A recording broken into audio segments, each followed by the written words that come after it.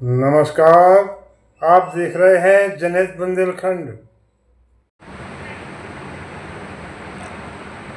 हाँ लक्ष्मीनारायण जी, हम आपसे एक बिहार के चुनाव के संबंध में जानना चाह रहे हैं कि बिहार में क्या होगा, किसकी सरकार बनने की उम्मीद है आपके हिसाब बिहार का चुनाव जिस जैसे जैसे करीब आ रहा है, चुनाव बेहद दिलचस्प होता जा रहा है।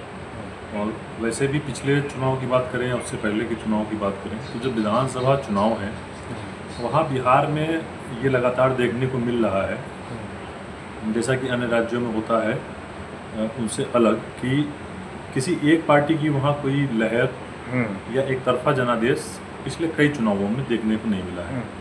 और इस बार भी स्थिति में बहुत ज़्यादा बदलाव नहीं है। मतलब अभी भी किसी का ये नहीं दिख रहा है कि कोई एक पार्टी अकेले दम पे फुल मेजोरिटी की ओर बढ़ रही हो। तो बिहार में जो है वो जो चुनावी लड़ाई है वो नेक टू नेक होनी है।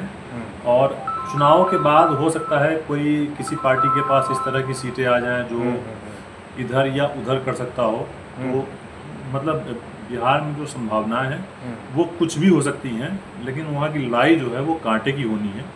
किसी गठबंधन का आप अभी ये दावा नहीं कर सकते कि वो बहुत बहुत ज़्यादा वो एकदम एक तरफा उसकी लीड चल रही हो। अच्छा, अभी जो है चुनाव आयोग ने वहाँ के जो वोटर्स हैं उनका जो है वेरिफिकेशन, तो उस आड़ में कुछ गड़बड़ हो सकता है, लोग संभावना जता रहे हैं। वो चूँकि इतने बड़े पैमाने पे एक साथ वोटर का जिस तरह से वो रिवीजन किया जा रहा है, तो एक जो समय की बात कही जा रही है वो तो जायज़ बात है, क्योंकि इतने बड़े काम को करने के लिए क्योंकि चुनाव में भी समय है, लोकसभा के बाद से आप ये शुरू कर सकते थे।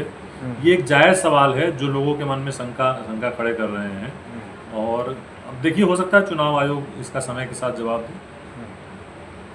तो मतलब संभावना ये है कि कुछ भी हो सकता है, कि ऐसा महाराष्ट्र में हुआ था या दिल्ली में हुआ और हरियाणा में भी हुआ है कि संभावना किसी की है और वोटिंग के थ्रू वोट बढ़ा लिए गए या घटा दिए गए।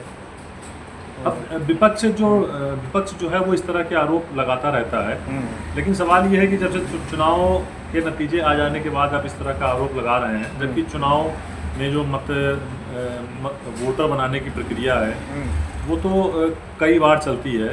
तो जो राजनीतिक दल बाद में इस तरह के आरोप लगाते हैं, उन्हें चाहिए कि चुनाव आयोग जिस समय प्रक्रिया कर रहा है तो स्टेप बाय स्टेप उनके साथ चलें, उनके साथ रहें, और जहाँ जहाँ उनको कमी दिख रही है तो स्टेप बाय स्टेप बताते रहें। बाद में एक साथ किसी तरह का इतना बड़ा आरोप लगा देना वो भी ठीक नहीं लगता, क्योंकि ज़्यादातर चीज़ें जो होती हैं उसमें राजनीतिक दलों को साथ में लेकर चला जाता है। तो उन्हें स्टेप बाय स्टेप अगर कोई चीज़ उनको कहीं कमी दिख रही है तो वो उसी समय पर उन्हें बताएं।